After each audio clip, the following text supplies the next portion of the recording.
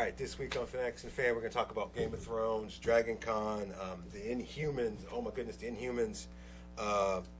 Maybe talk to some friends at some upcoming conventions, or find out about how you can win Xbox One. Right after this.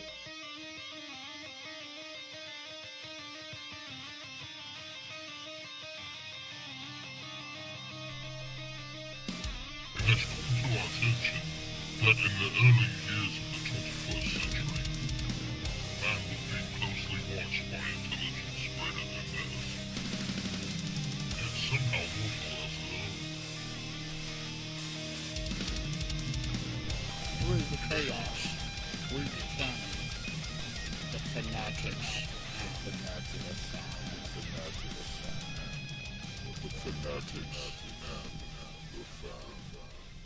That's right, folks. This is Fanatics and the Fan. Woo-hoo! Yeah. It has been an interesting couple of weeks. We've been gone for a little bit since Library Con. Had a great time. We got a surprise interview from that particular event. That was a lot of fun. Yes. Yes. Great deal of fun. I got to sit right behind you and not do anything. Which is something that you're accustomed to. So many things happening this week, so we're just going to get right into it.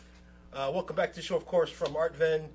I'm sorry, I call him Art Ven because they're so close friends of mine. Art Vindictor, Mr. Brian O'Neill. How you doing, buddy? Sitting in for Brandon Shane. Yeah, I'm going to catch all kinds of that. Yeah. So This is his seat. I'm in. First thing I want to jump into straight away because, now we're in a kind of a full hiatus. There's nothing. Oh, yeah. Nothing. Yes. Canceled my HBO already. I get I'll save all that money for a whole year. Our last show to wait on was Game of Thrones, and we still had some Game of Thrones up until last week, and now we've had our finale. And I gotta ask, were you surprised by anything on that episode? I was not surprised by anything on that episode. It literally this whole season seems to have been just literally fan theories coming to life. It's like everything that we've been thinking was going to happen. We're like, hey, wow, this could be happening. And they're like, yeah, there you go. We'll just throw it in there. There was a lot of grief about and oh, by the way, and you hopefully, if I have found a graphic, you'll see a graphic right now that says spoiler alert, so you guys will know that I'm getting ready to spoil some stuff. And if I don't have a graphic for that, I'm sorry. But pretty much anything that you've seen on YouTube for the whole last season up until now, they all did it. The amount of uproar over that dragon. There's a dragon. I expected it. I don't know why they were upset. I expected that to happen. I'm not saying it wasn't surprising. I mean, I expected it because of the graphics that led into the season. Right. You had a giant dragon eye opening that was blue. I mean, it's like there's really kind of, but you had ants in my pants, which I like to call that segment, which we all wanted to happen. And the thing is it really wasn't that good. We were all like, oh, okay. Now, were you at a viewing party for it? I was not. I was at a viewing party for it and it's weird being around people that are not us at a viewing party for this because, like I said, I wasn't surprised by anything. So, did you hear a lot of gasps? Yeah, or screaming. Now, there was one scene that I loved that we've waited for 6 seasons now, and it happened. And again, spoiler alert right here. So if you haven't seen it, so the Littlefinger scene, which you've been waiting for that? Oh, I can't stand him. Well, I know, but he kind of caused a lot of the problems that we're all dealing with. I mean, so he needed to kind of a lot of the problems or all of the problems. Okay, he caused. I think between him and you're probably Cersei, right. He's been at the foot of every single everything. Problem. Him and the eunuch. Which apparently there are a lot of eunuchs. There's so many eunuchs in this particular universe. But the thing is I'm actually sad to see him go. Right. I really am, because he did cause the problems. And like I said, the whole season was based off of just kind of making the fans ridiculously happy about seeing what they wanted to see. And I don't really know where it goes from here. I don't see the same language in this show this season. I don't see the same dialogue. I don't see the same. We saw a couple tricks this season. Right. With the wars here. No, it's not. It's over here. We saw some of that stuff, but it wasn't the Game of Thrones of seasons past. Even to me, one of my favorite characters is Tyrion Lannister. It's not because of you think he's cute or anything else. It's because of the amount of mental, verbal warfare that he goes through is by far makes him one of the most dynamic characters I've ever had to encounter. Yeah. And I feel like he's had the weakest season since the start. I mean, Absolutely. He's my favorite character in the whole show. The same reason why we love the female characters, yes, even Circe to an extent, is that actually I'll be honest with you, I can't stand her haircut. But the reason why we love them is because they are going through the hardest trials of anybody. Yes. I mean, everybody else grabs a sword and just starts hacking people's heads off. But these women and Tyrion have to really survive the Game of Thrones, you know, and that's where we're like finding all this love and stuff. I mean, Arya, I would tattoo her on my arm like tomorrow. I don't care. People are even saying they're like, oh, I don't even like Arya. They say I love Arya. Man, Arya is like, she is a product of the Game of Thrones. So much. So. Yeah. So here's and this is something they did actually bring up to it at my viewing party, and feel free to comment below what you guys think. What is the Night King's motivation? What is his purpose? What does he want? What do they want? What do the White Walkers want? Well, I'm of the camp that the Night King is. I mean, I like following all the fan theories and stuff, kind of going all the way out. I'm pretty sure he's Brandon.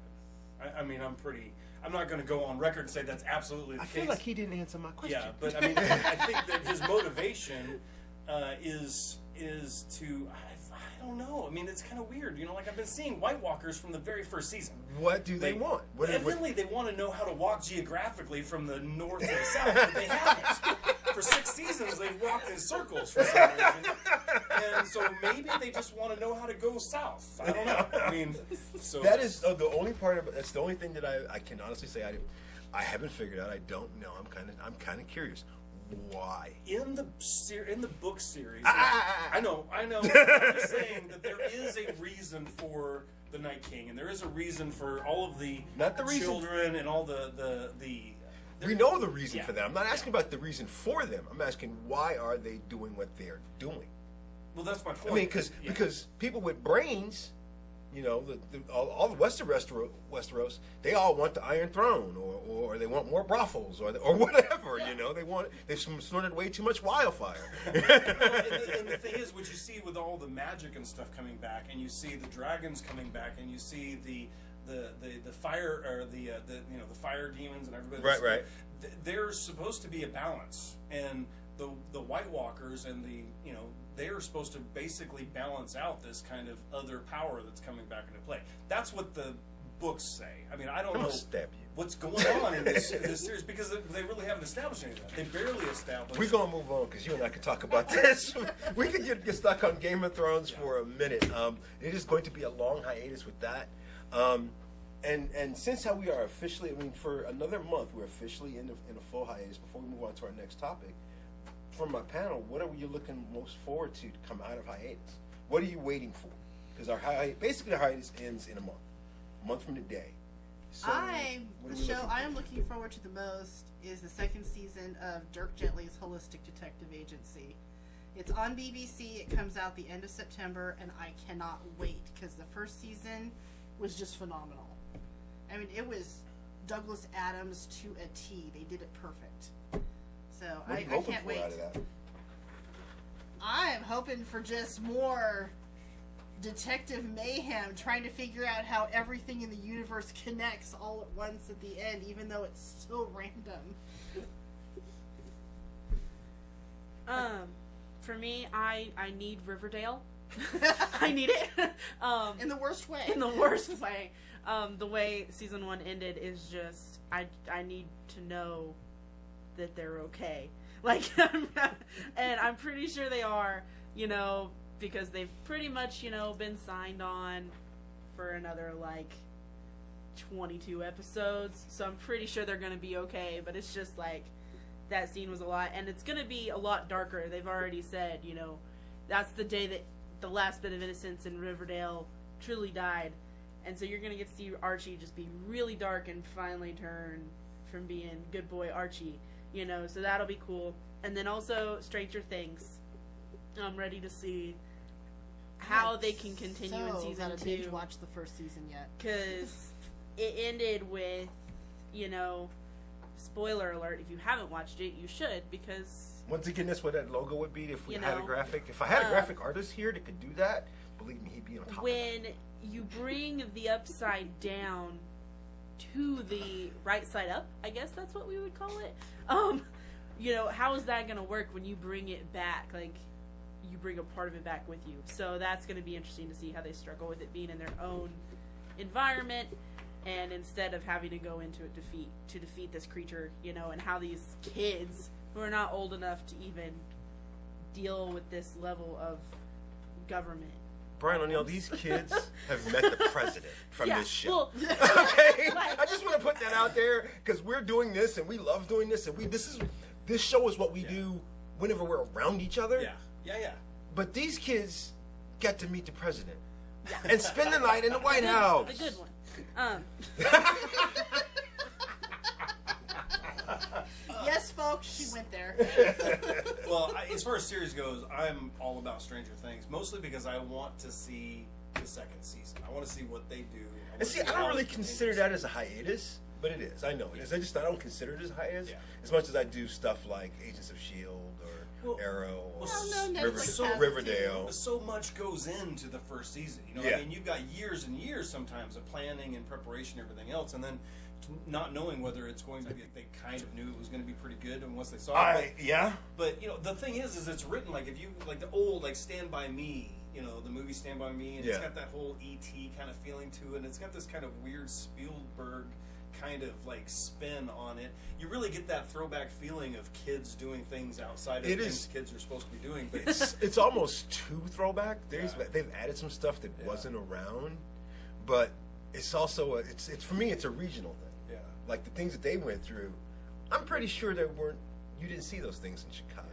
Yeah. So, but I still love the show. But they did use the big light bulbs for the string of Christmas lights, so you know that's like definitely throwback. But I am excited to see the second season. They're walkie-talkies. The walkie-talkies. Was there an Atari? The bikes, riding bikes. Yes. I mean, Yes. That gave me a feeling like I was like remembering times when, you know, I don't know if you run around with your friends, you know, and stuff like I that. didn't have friends around where I lived. I grew up in the country. That was it. So Yeah. it was just me riding my bike. My imaginary So there friends. you go. I mean, they know where to hit us old I people lived in the in the fields. city. I took a bus. Sorry. I would say I'm actually the most looking forward to waiting on the most anxiously bated breath would be Gotham. Yes. Bad person. Just because I have a feeling, and you know, I make these predictions every year, and then I go wrong, and in a couple of weeks we're actually going to do an actual fall preview show.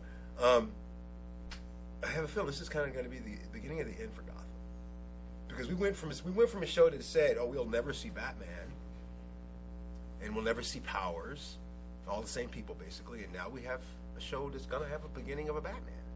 And I think we're going to get a Red Hood this season too. I think.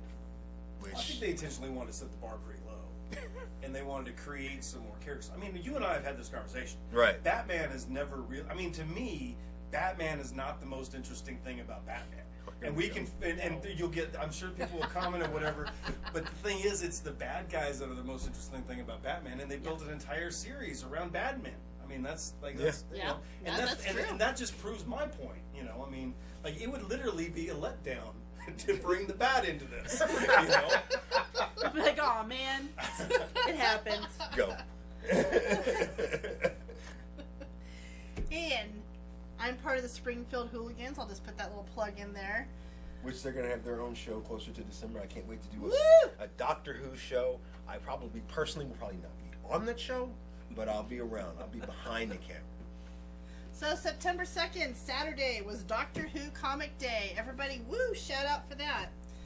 They're going to do another Doctor Who crossover comic. It's going to be Doctor Who and the Lost Dimensions. It's a 4-part series, isn't it? It is an 8-part series that comes out over 3 months. The first part comes out, well, actually the first part has come out August 30th. And they're going to do a 9th Doctor special, which comes out September 6th. And I do not have a release date yet for the second part. That's going to almost roll into the Christmas special, isn't it? It's pretty close. It's actually going to probably, by the time they roll all of it out. Yeah. But Which is exciting for you guys. This is probably the most exciting Doctor Who I year can't ever, wait to isn't get the comics. Was already looking at Amazon going, it?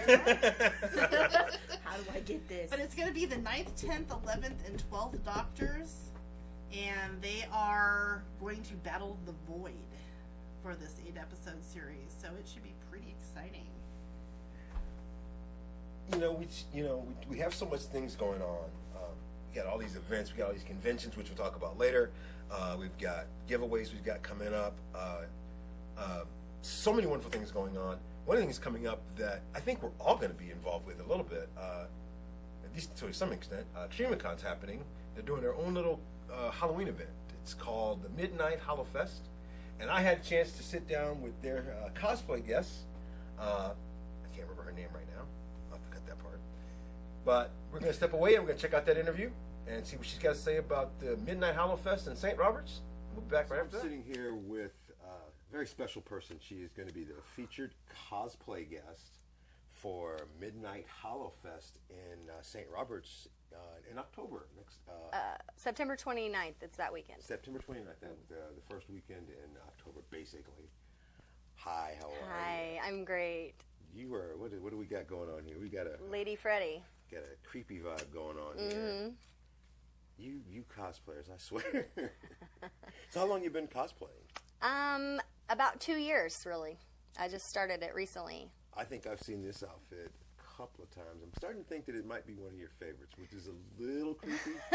Well, funny story. I have like a traumatic experience with Freddy back. Who doesn't in the have a day. traumatic experience with Like Freddy? legit terrifying. I can't even look at his face. So I thought I would, try to conquer that fear and. Right. Well, that makes a lot of sense, actually. Yeah. It's pretty cool. So, the MidKnight Hollowfest, we've got a lot of cool people going to be there. What can the fans look forward to when they see you there? Well, I'll be there selling my prints, taking photos. I'll be in costume as Lady Freddy. I'm going to be Lady Jason, and I'm working on another one, surprise, that might hopefully be ready by the time that comes around. Okay, that just sounds really, really cool. Yeah. So what possessed you to decide you were going to cosplay, and more importantly, cosplay is one of the people that you like the least? Well, I started doing cosplay because I've been acting around town in theater for about 5 or 6 years, and I just started networking and talking to people and going to conventions, and I love to dress up, so why not do it and have fun with it? So I get to meet a lot of cool people, and sometimes get paid to dress up, which is always great. So that's fun. So what's your least favorite costume that you've had to endure? Even though you've made it, put it together, you decided you were going to wear it, but I don't really like this one. I think all the looks have turned out really well. I don't have any that I don't like look wise. Comfortable wise, that's another issue. Poison Ivy is super great costume, but my goodness, it is so uncomfortable, especially after you wear it for 8 hours. That's my least favorite costume to wear for sure. I can't remember if I've seen that one or not. I'm not sure. I do have some pictures on my Facebook, Jackson Winters Like Me, and you can check those out there. Okay, awesome. What is your favorite to wear? Probably Lady Jason, because it's super comfy. The boots are comfortable. The outfit's comfortable. I like it a lot. So you're just easily pleased. Yeah, if I'm comfy and my feet don't hurt, then we're good. Nobody wants a cranky Lady Jason. I mean, I'm just saying. So now, let's talk about a little bit about your geekdom, because I know you're a little bit of a nerd. You do a lot of acting. What are you acting in right now? Right now we do Supernatural, a parody of Supernatural every third Saturday of the month. We started that in June of this year, so it's a new project for us. We'll see how far we can get with that. We did Buffy for 7 years, so who knows? And still do Batman. And we do Batman live parodies every third Saturday as well. Too, isn't it? I'm sorry? Repo's coming out too. Yeah, so Repo is like my favorite show. Hoping to get an interview hoping to be on set for that. Yeah. Before it actually opens is what I'm shooting for. It's fun. That's coming up September 22nd. So one night only, don't miss it. It's like the best show we do. Nice. I got to work that out somehow. Anyway, so you're doing Supernatural. Are you a fan of the show? I'll be Still? honest. Honestly, I never watched an episode until we started doing it. But I do like the show. It's good. I just have so many other shows that I'm, Actually, into. Voted one of the most binge-worthy shows. Yeah. To a point. Anything that goes past like 6 seasons, it's hard to binge watch. Right. That's why I never started it, because I couldn't commit to that. I did. I ain't gonna lie. I binge watched the first 4 seasons, got caught up, and now I'm just not a fan. Yeah. Who would be? I mean, it's. There's a lot of people. God love them, but I just. So you said you got a lot of other shows. What else are you watching right now? Oh. Because we're in the middle of this hiatus, and I just thank goodness for MidKnight Hollowfest, because this hiatus is killing me. It seems like the longest hiatus ever. But Oh, yeah. Well, I've been watching Vampire Diaries. I got super into that. cool show. Love it. Super easy to binge watch. I started the originals, but Right. I just couldn't get into it. I missed my people on Vampire Diaries. God loves CW and sci-fi, but sometimes it's too much. Yeah, I couldn't do it. But I mean, the Vampire Diaries is definitely my favorite probably right now. I did start this new cartoon. It's for kids, but I love it. It's called Total Drama. Have you seen it? I'm actually not surprised you'd watch a show called Total Drama. Love it. It's really cute. I like it. It's good whenever you're going to bed and you don't really want to focus on it because you want to go to sleep. So it's like my background bedtime show. Okay. Yeah, Okay. it's good. Folks, we've got a super cool cosplayer. She's going to be. Check her out at MidKnight Hollowfest in St. Roberts, Missouri, September 29th and 30th. It's an Extremicon promotion. We love the folks out at Extremicon. Had so much fun at their first convention. Yeah. Lots of cool things in store. She'll probably be dressed as this at least once during that 2-day period. Hmm. There's camping. There's camping. There's a lot of cool things that's going to be out there. We got Halloween is. I mean, I know we've got a lot between us and Halloween. A lot. We're gonna actually have a cosplay show, a Doctor Who show right after that. We got so much going on. We got the MidKnight Hollowfest down there in St. Roberts. They've got so much going on down there. You looking forward to Halloween? I am. I know you're a grumpy old man. I'm a grumpy old man. When you walk into My Walmart, kids are and looking forward to Halloween. see So the yeah, Halloween stuff out already. No, because the Halloween stores have opened. Cosplay material, everyone, total cosplay material. What was your favorite Halloween costume as a kid, Brian? Oh man. Did they have electricity back then? They did. They had electricity, and I don't know that it was. I mean, it wasn't ever my favorite costume, but like I really liked witches. Like for some reason, as a kid, I just wanted like everybody on the block, and it seemed like every girl wanted to be dressed up as a witch. So that's never interesting, but like witches were the big thing, and it was fun to watch the whole block fill up with girls with pointy hats on. I guess. Which says a lot about Brian. Yeah. Oh, so much. Trying to answer the question. Oh my goodness. So we had another premiere that happened. Those of you that were able to go out to hang out at the Branson IMAX, which we love, Yes. VisionCon had an event to premiere the Inhumans. We've all seen the trailer and we're going to talk a little bit about it. I'm not going to give any spoilers away because we've been waiting on Inhumans for a while. We've been waiting on more good Marvel stuff since Agents of S.H.I.E.L.D. actually came out.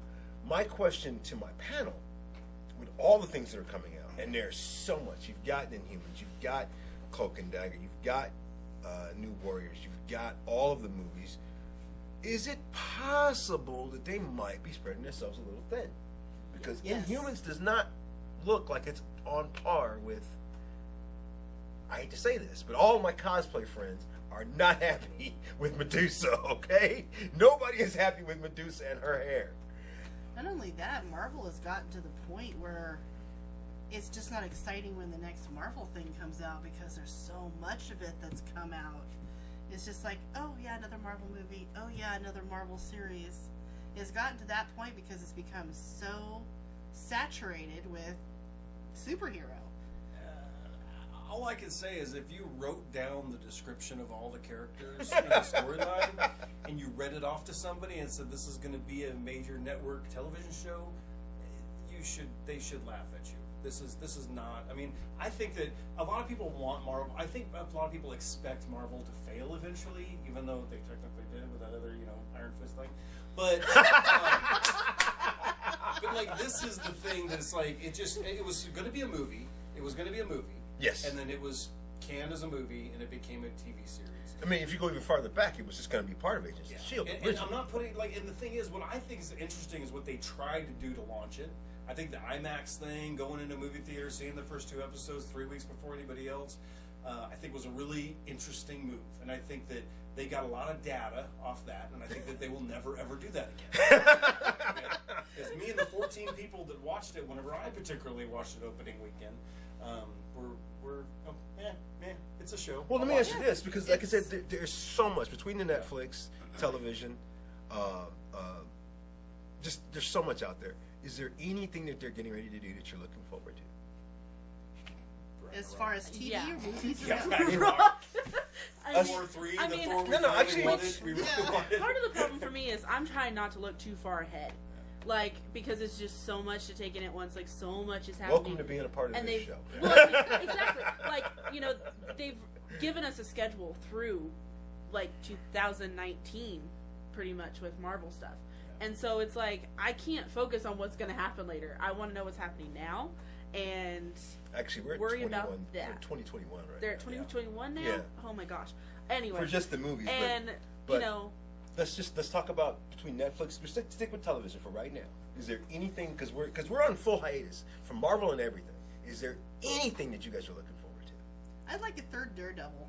yes. Because out of all of the Netflix Marvels, Daredevil was actually my favorite one.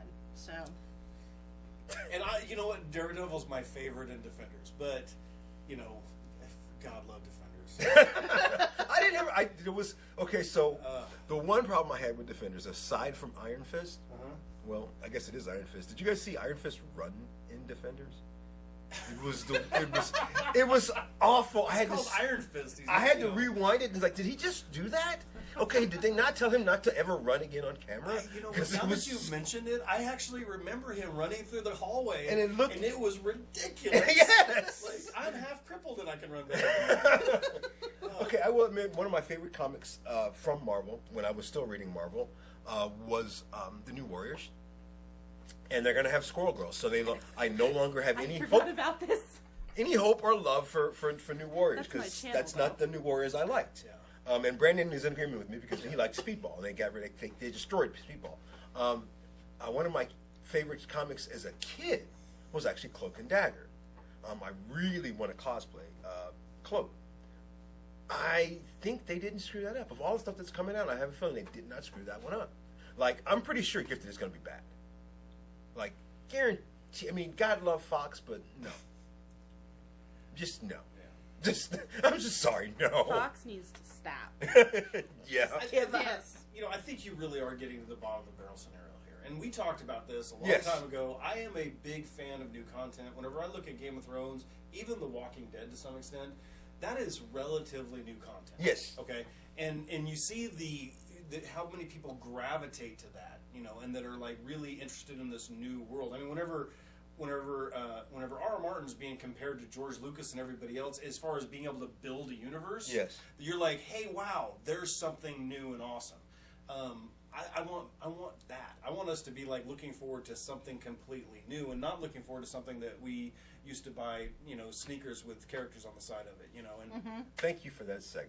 Right now, you're going to see a little graphic that's going to pop up, and it's going to have, was it 6 people that were on there, 8 people that were on there, about who created the best universe. And I've already asked them, and I'm sure he doesn't remember, but I think we already know his answer. But did you guys remember the picture I showed you? Mm-hmm. So What was on it? I'll start with Sandy from the Springfield Hooligans. Who do you think? And I was shocked at your answer the first time. Who do you think created the greatest universe of all those wonderful, amazing people? It's the very number one is going to be J.R.R. Tolkien. It's just hands down Lord of the Rings universe for me.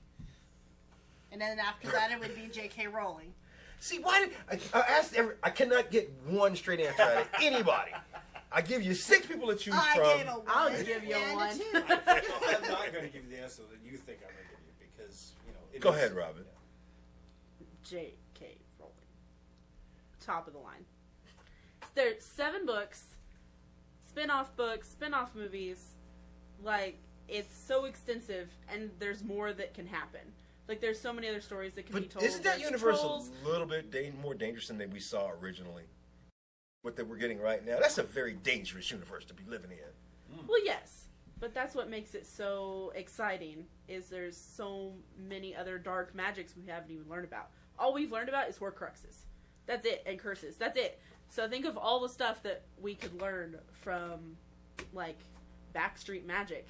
Like, right now we're just looking at the mainstream, and there's, you know, all sorts of things. Well, I mean, look at Tolkien, though. I mean, he created his own languages. He created his own songs. He There's created Parseltongue in Harry Potter. That's a language. I mean, this was an entire world that he built. I love the universes you guys are talking about, but I have to go with Lucas. I have to go with Star Wars. I mean, Star Wars was the original universe. I mean, it was the one that we all like. I mean, it's the original melodrama.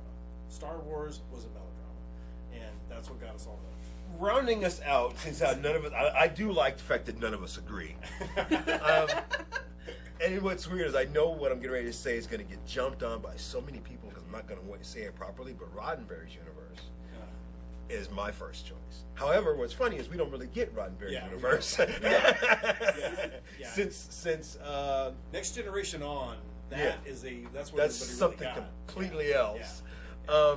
Which I think is hilarious because one of my favorite series in the series was DS9, and that was so slanted off of that universe. It's not even funny. Let's talk about comics real quick, and I hate to bring up Marvel. This article that comicbook.com put out about the order restrictions limiting the comic book stores for this particular covers, which I haven't seen yet. I think they're coming out next week or the week after that. I don't even understand this story. You make something that's so awesome, everybody wants it. Yeah. But you're only going to send to stores 2. Yeah. And this isn't a new thing.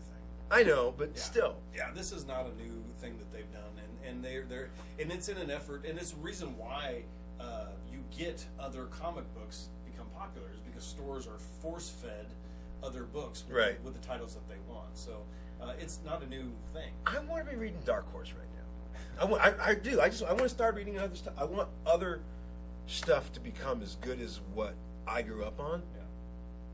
The thing that's interesting to me is how are comic books, and I'm a creator of comic books, but what's interesting to me is how are comic books still a thing? Whenever newspapers and graphic novels and everything else have just pretty much died off, how are comic books still such a powerful force in the mechanism of Because storytelling? we're awesome. Yeah. Because they're nerds awesome. rock. To me, comic books, like, I mean, I've translated to Kindle for most everything, but comic books don't translate to Kindle very well for me. So you still have to get that comic book. Yeah, I know the answer because I remember making my first sets of books, and like we looked at it like for months online, and then when we actually had it printed in front of us, it was an entirely different story. You know, I mean, it really took on a whole different life, and I get that, but it's just still in the battle of content creating and getting it out there into the world. You know, comic books are not the easiest way to do that, and it's just strange. Well, luckily there's still people who prefer to have that physical copy in front of them. I prefer physical books to electronic any day. So Well, let's find out how it is we're still making comic books. We happen to have a friend of ours. We hung out with him at Library Con last week. Let's check in with what Cullen Bunn's got to say about this.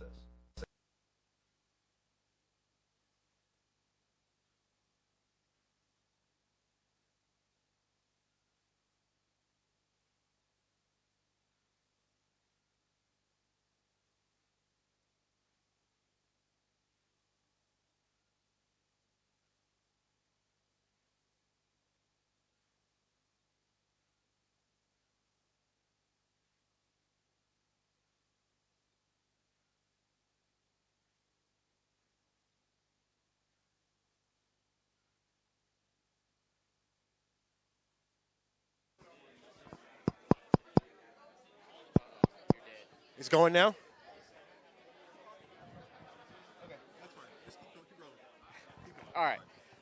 it's it's a property that still has life. There's still interest in it.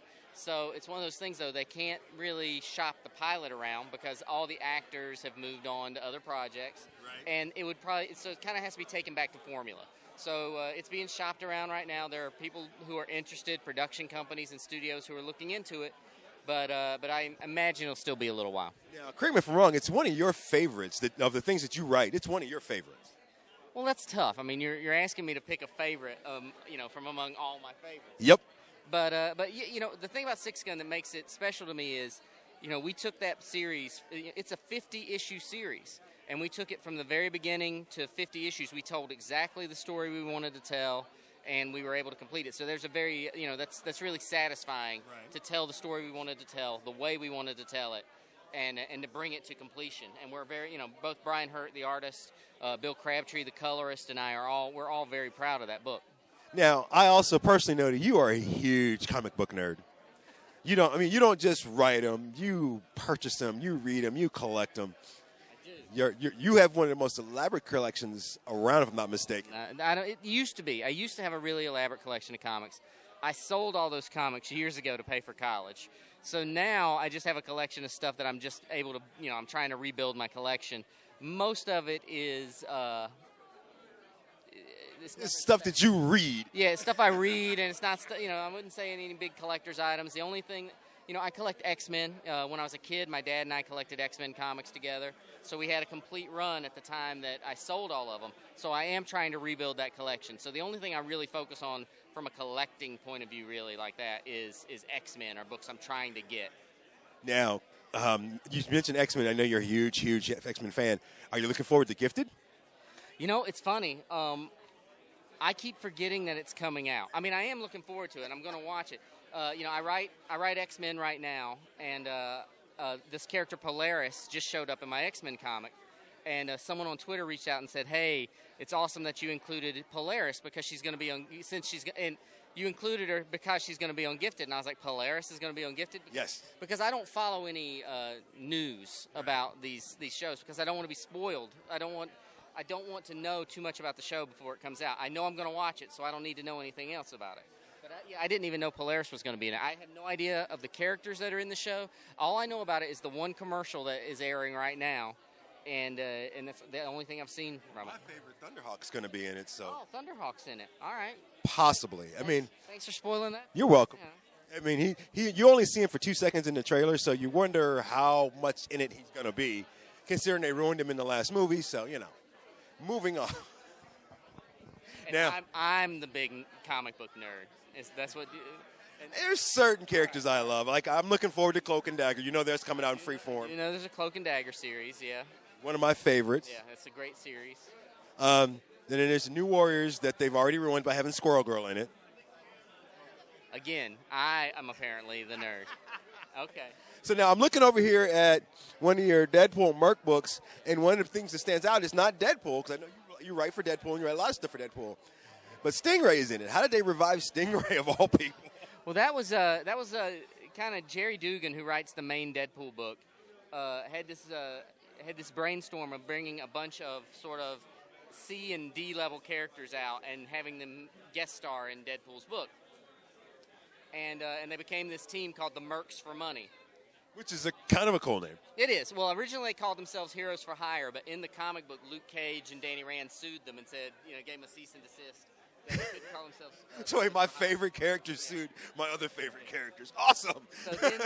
So then we spun that out. They had their own series for a little while, Deadpool and the Mercs for Money. And yes, Stingray's one of them, and Terra Incorporated, and Slapstick, who's the living cartoon. So a lot of really obscure characters kind of came back into the forefront with Mercs for Money. But of course, Deadpool. And of course, Deadpool. So what are you working on now, buddy?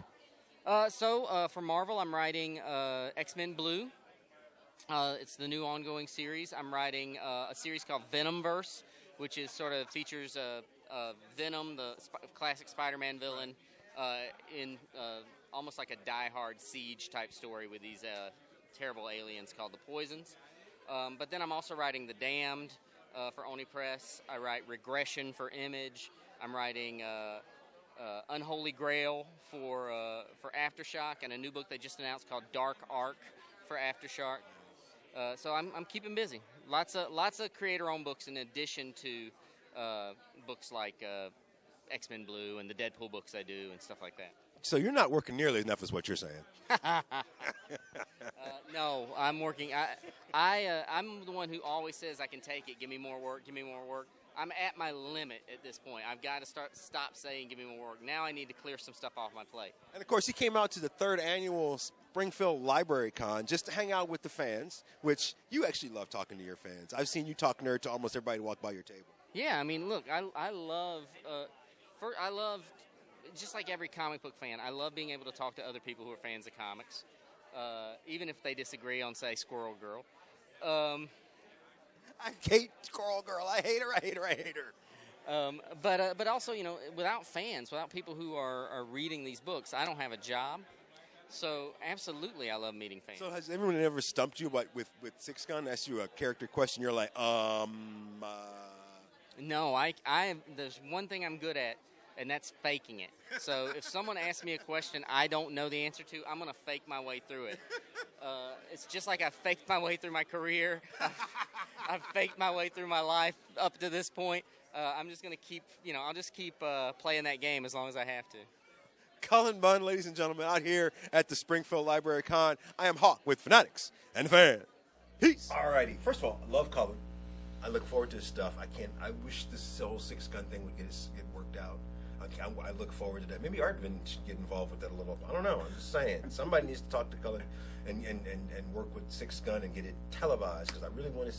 I like seeing my comic books come to life. I know there's been a lot of here lately. I mean, I know you've seen it. A lot of people complaining and bitching and whining about getting too many comic book movies and too many comic book TV shows and blah blah blah blah.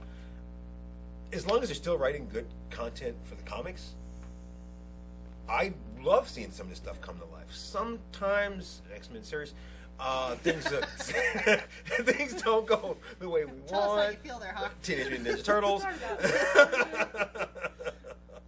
But for the most part, I like it. That's just me. Yeah. I mean, I know you love it because you're at every one of them when I go. So I do love it. Like I said, I've said this before. I worry about original content just like getting forgotten about and not really creating places where people can create content anymore. But I'm ready to see X-Men go up against the Avengers. I'm ready to see that other war. God, I I'm ready would love to see that. I'm ready to see some of those things that we. But they would screw it up. I don't know. They haven't screwed it up so far. I've enjoyed. They all screwed up everything X-Men up prior to now. I still like X-Men better than Batman versus Superman, so we're good.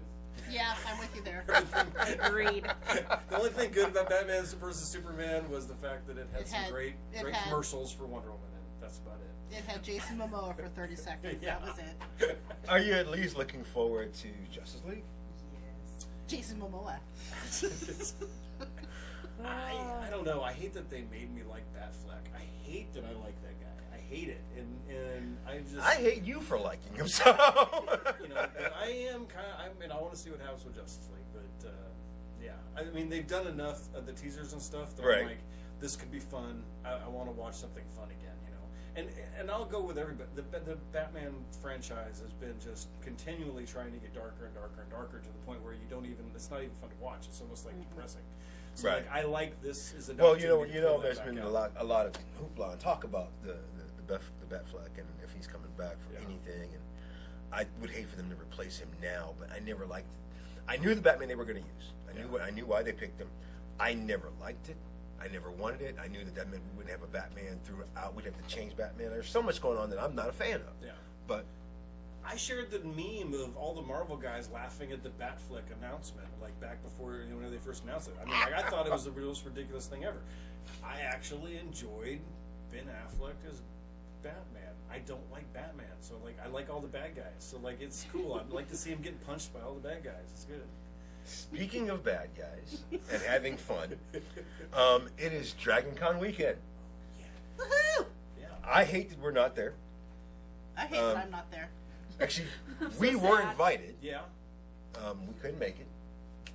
But I tasked my panel to find their favorite cosplay, because Dragon Con is basically a cosplay convention more than anything else. Some of the greatest cosplay I've ever seen in my life has come out, and I asked everybody to pick their favorite cosplay.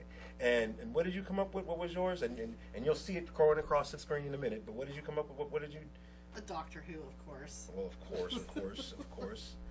But is it because it's Doctor Who, or is it good cosplay? I mean, it was a good cosplay because it was a mashup of the TARDIS and the Dalek, and it kind of had a stained glass feel to it. And instead of having the light on the top of the head like a lot of them do, she had the actual staff with the light. And it was a pretty good cosplay. nice. Robin? I picked a Wonder Woman cosplay. The General from Wonder Woman. Somebody cosplayed as her, and it was pretty realistic. I was actually really impressed that somebody could whip it together that fast for Dragon Con. Well, I mean, it probably wasn't that. I mean, who knows how long they've started on it? But I mean, it's been a few well, I months. mean, the pictures So- were released a year ago. True. So But yeah, most cosplayers go off of the pictures long before. they looked pretty much like. And you and I've gone to Robin so many Wright, conventions. so I was we've impressed. seen stuff from the movies before the movies came out, and some of the conventions we've been to. I had a favorite picture, and I'm gonna find it and send it to you. But it's of cosplayers, and it's like it's a group of women warriors. They call themselves something. They basically sent out a call, and a whole bunch of women locked arms in the middle of the floor of the convention center and blocked off an area where a bottle of wine had been broken. And one of those women was Abby Darkstar, our friend. We love Abby. Abby, And, you are such a nut. Yeah, and I so can't wait to that's get my back on the favorite show. picture so far because it really does it's like any of us that go to the conventions and stuff. There is a. She's dressed as Negan, isn't she? Well, or was it her It's Indiana literally Jones? from like the third story of the convention center looking down, but you'll find it's on Facebook. Well, it'll be on this Yeah, in a minute. it's pretty cool. My favorite, I found this, and you guys will appreciate it. It's from Game of Thrones. I think you've seen it. What I like the most about it, not that she turned her wheelchair into the Iron Throne, it's because she's 85 years old, out there cosplaying and looking at. Yes. She's rocking it. She's playing one of my favorite characters, and her sign says, "Yes, I did it." I'm sorry, you said it was me. Which, if you remember that scene, this season, that was a really cool great scene. That was a great scene. We all knew that was the case, but it was really great for her to go out that way. It was a reminder for me that they'll do anything. Yeah. You know, because if you think about it, if you go back to season 1, you're like, oh, they'll do anything. Yeah. And you don't see that again for a while. Yeah. And then you see Jamie killing a little old lady. Yeah. I was like, oh yeah, they will do anything on Game of Thrones.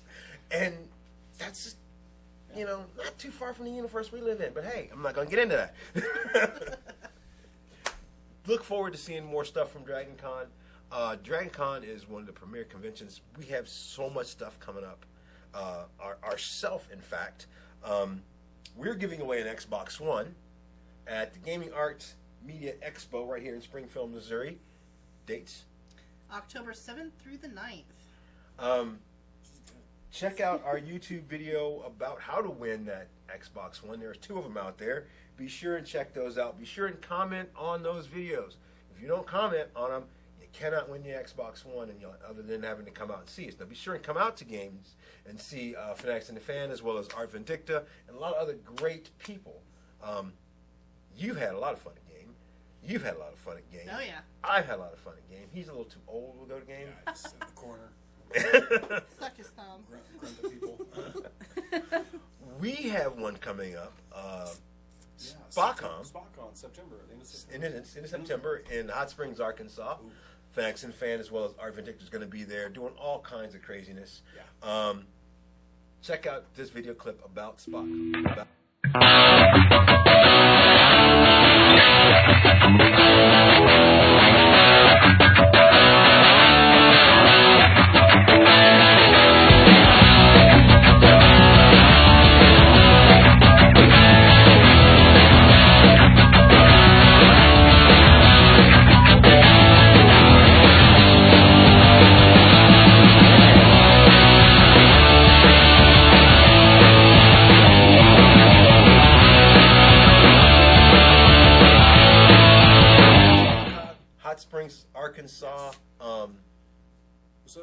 if you have a, Saying hi to the event organizer, Bill. if you like the folks from Stranger Things, Oh, yeah. actually, she's not just from Stranger Things. No.